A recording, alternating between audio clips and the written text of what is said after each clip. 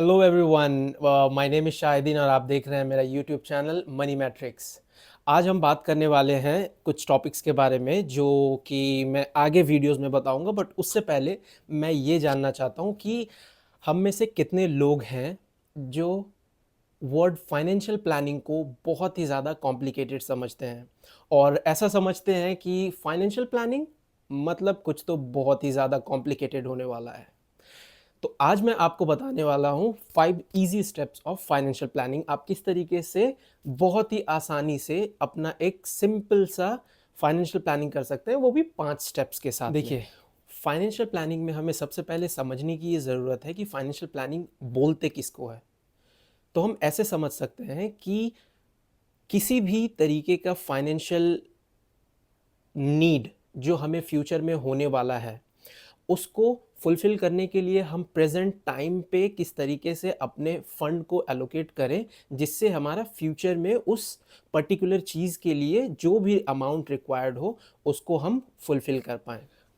Financial planning में जो सबसे पहला जो इम्पोर्टेंट पार्ट होता है, वो होता है आपका टर्म इंश्योरेंस।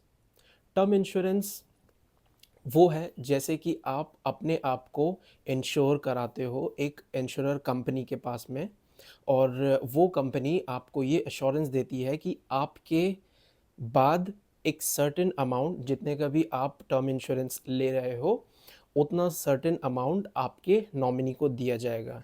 ये प्योरली आपके बाद ही आपके नॉमिनी को मिलने वाला अमाउंट होता है, जो कि फ्यूचर में अगर आप ना रहें तो आपके जाने के बाद आपके परिवार वालों को किसी भी तरीके का कोई फाइनेंशियल क्राइसिस या लॉस ना हो, उस वजह से इसको कराया जाता है। दूसरी चीज़ जो आपको फाइनेंशियल प्लानिंग में चाहिए होगी, वो होगी मेडिकल इंश्योरेंस, जो कि बहुत ही इम्पॉर्टेंट है कि अगर आपको कभी भी फ्यूचर में कोई मेडिकल इमरजेंसी हो जाए तो उसके लिए आपके पास में वो बैकअप हो, सो दैट आप उसको फ्यूचर में यूज़ कर पाएँ।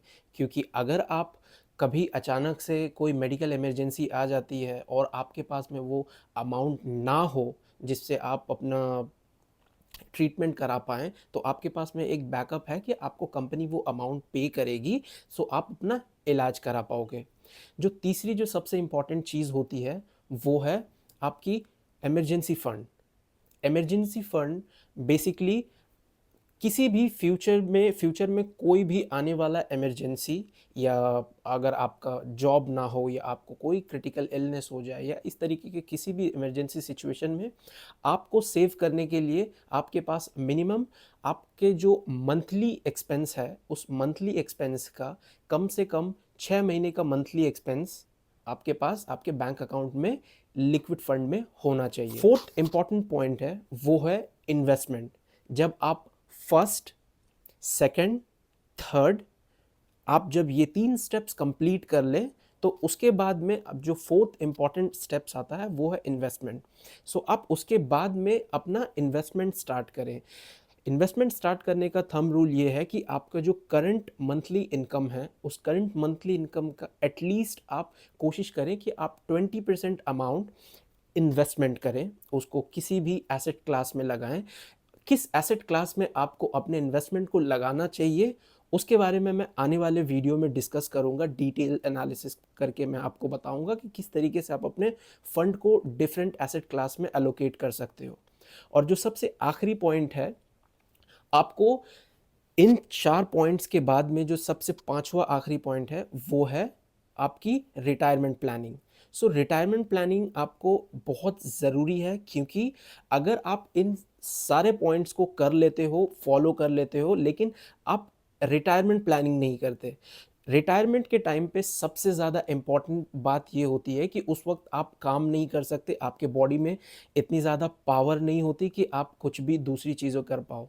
तो आपको उस वक्त सबसे ज़्यादा जो चीज़ हेल्प करेगी, वो होगी आपके फाइनेंसेस। तो मैं अपने आने वाले फ्यूचर वीडियोस में बताऊंगा कि आप अपने रिटायरमेंट प्लानिंग के लिए पैसे कहाँ पे रख सकते हो। फिलहाल मैं आपको ये बता दूं कि अभी करंट सिचुएशन में सबसे जो बेस्ट ऑप्शन है जहाँ पे आप अपने रिटायरमेंट के लिए पैसा रख सकते हो, वो है एनपीएस, नेशनल पेंशन स्कीम। सो आप उसमें 500 रुपये से अपना कंट्रीब्यूशन स्टार्ट कर सकते हो, एंड आप जितना भी करना चाहो वो आप पे डिपेंड करता है कि आप उसमें कितना इन्वेस्ट करना चाहते हैं। सो यही है 5 ईज़ी स्टेप्स जिनके थ्रू आप एक अपने अच्छे फाइनेंशियल प्लानिंग कर सकते हो। अगर ये आप 5 स्टेप्स फॉलो करो तो मैं अपने साइड से एश्योरेंस दे सकता हूँ कि आपको किसी भी तरीके का फाइनेंशियल क्रंचेस फ्यूचर में नहीं होने वाली है। So this was all from my side. Thank you so very much मुझे वापस से सुनने के लिए। Thank you.